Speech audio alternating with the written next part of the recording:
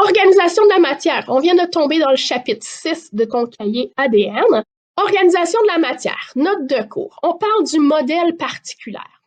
Pour te mettre un petit peu à jour, je vais te donner tout de suite la définition du modèle particulier. Dans les années passées, tu as travaillé avec le modèle de Dalton, qui est une façon de représenter les atomes. Eh bien, cette année, on va travailler avec le modèle particulier, qui est un petit peu plus complexe que le modèle de Dalton. Puis, dans les années prochaines, en secondaire 4, bien là, tu vas voir d'autres sortes de modèles, comme le modèle atomique, comme le modèle de la notation de Lewis. Donc, tu vas travailler avec d'autres façons de représenter la matière. Alors, un modèle, c'est quoi? C'est une représentation qui permet d'expliquer certains comportements ou propriétés de la matière.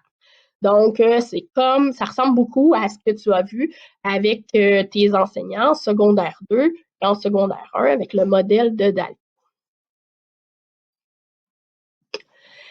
Lorsqu'on va travailler avec le modèle particulier, il va falloir considérer 4 points. Ces 4 points-là, ils sont toujours vrais. Ce sont les bases du modèle. Donc, premièrement, on va représenter la matière sous forme de particules. Donc, c'est sous forme de boules qu'on va venir regarder cette matière-là. Ça peut être soit une substance pure, soit une molécule, soit un atome, mais c'est une substance qu'on va venir identifier sous forme de boule. Chaque substance qui est différente, elle va avoir sa couleur différente. Okay? Donc, il y a des normes que tu pourrais suivre, mais moi, en vrai dire, ça ne me dérange pas tant. Donc, soit avec des boules de couleur ou encore, comme tu verras au prochain cours, on va venir mettre le symbole chimique ou la formule chimique à l'intérieur de ces particules-là. Donc, ça va être un petit peu plus facile à venir écrire que de mettre de la couleur, parce qu'on s'entend que de mettre tout le temps plein de couleurs, ça fait vraiment très joli, mais ça peut être un petit peu plus long. Chaque particule va toujours être en mouvement. Donc, toutes les particules qui font la matière sont toujours en mouvement. Donc, même si elles sont à différents états, elles vont bouger. La matière n'est jamais fixe. Ces particules-là, ils vont toujours venir bouger. Si on augmente la température, donc plus la température augmente, je suis un peu paresseuse. Okay? Donc, je vais travailler beaucoup avec des petits codes comme ça. C'est plus rapide pour prendre les notes. Donc, plus la température augmente, qu'est-ce qui se passe avec mes particules? Donc, plus les particules bougent. Quatrième point qu'il faut que tu considères aussi avec le modèle particulaire, c'est qu'il existe entre chacune des particules une force d'attraction. Donc, cette force d'attraction-là fait en sorte qu'on va se tenir.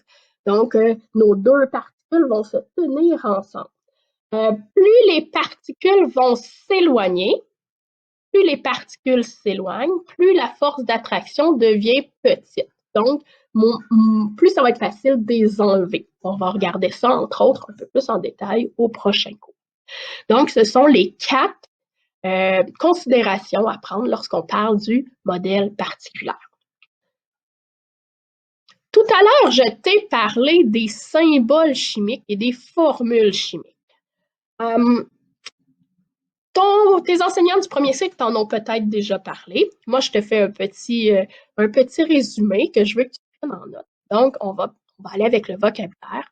Donc, un symbole chimique, c'est une lettre majuscule accompagnée parfois par une lettre minuscule que l'on retrouve dans le tableau périodique. Ici, à ma droite, nous avons le tableau périodique. Donc, tu vois à l'intérieur tous les éléments du tableau périodique, donc nos 118 éléments.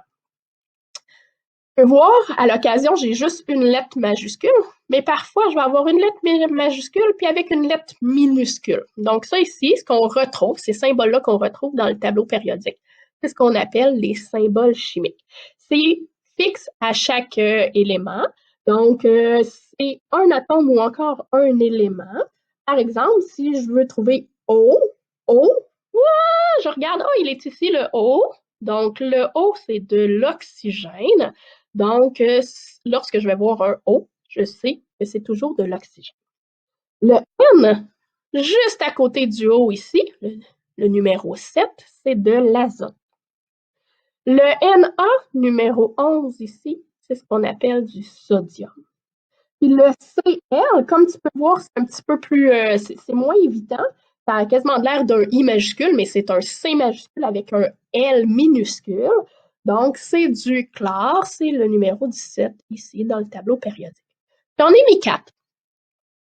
C'est 4 qu'on va utiliser quand même assez souvent. On va utiliser aussi le carbone, le C.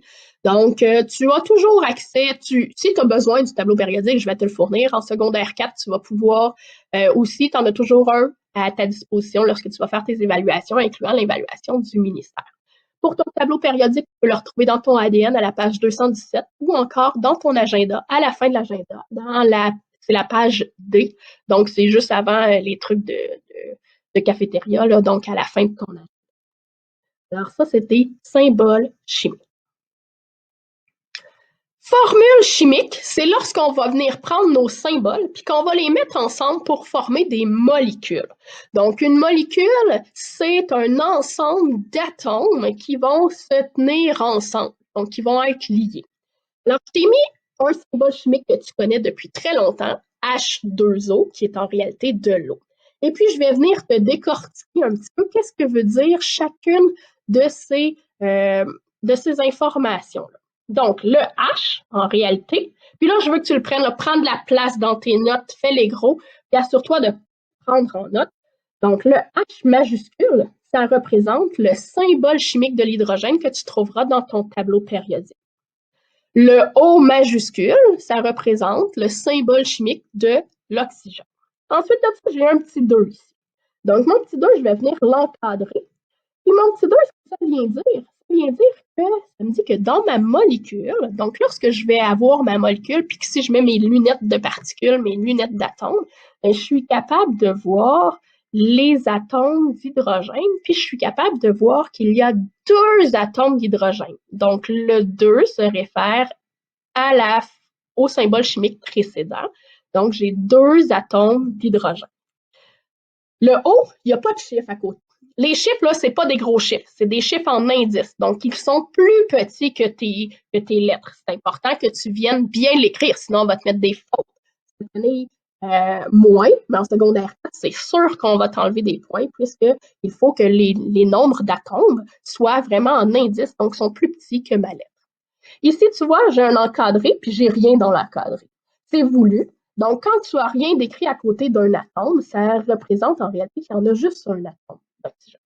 Alors, si je viens regarder l'ensemble de cette molécule-là, H2O, je suis capable de voir que j'ai 2 atomes différents. Donc, j'ai du H et j'ai du O. Et au total, dans ma molécule, je vais avoir 3 atomes, donc 2 molécules H, deux atomes H, 2 atomes d'hydrogène et un atome d'oxygène qui sont tous reliés ensemble. Je vais faire un autre petit exemple. Autre chose qu'on va utiliser souvent aussi cette année, c'est le sel de table. Le sel de table, son vrai nom, c'est le chlorure de sodium. Donc, sa formule chimique, c'est NaCl. Donc, Na représente le symbole chimique du sodium. Donc, tu vois que le N, il est majuscule, puis le A, il est minuscule. Donc, c'est comme ça que je suis capable de voir que j'ai des atomes qui sont différents. Le Cl représente le chlore, le C majuscule et le L, il est minuscule. Dans chacun des cas, je n'ai pas de chiffre en exposant à côté. Donc, j'ai un atome de sodium et un atome de chlore que je vais pouvoir dessiner ensemble, collés. Au total, dans cette molécule, je vais avoir 2 atomes différents, du Na et du Cl. Puis, ma molécule va avoir 2 atomes total qui sont liés ensemble. Tu auras des exercices à faire en lien, entre autres, avec ceci. Donc, à la suite de tes notes de cours, je vais te demander de prendre les différentes formules qui sont ici. Donc, je t'en ai mis 6. Et je vais te demander pour chacun de ces 6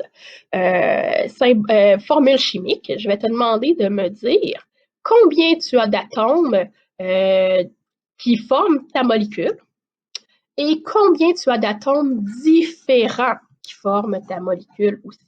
Pour les atomes différents, je vais te demander de les nommer et de m'indiquer son symbole. Donc, est-ce que c'est un H majuscule? Est-ce que c'est un O minuscule? Qu'est-ce que c'est?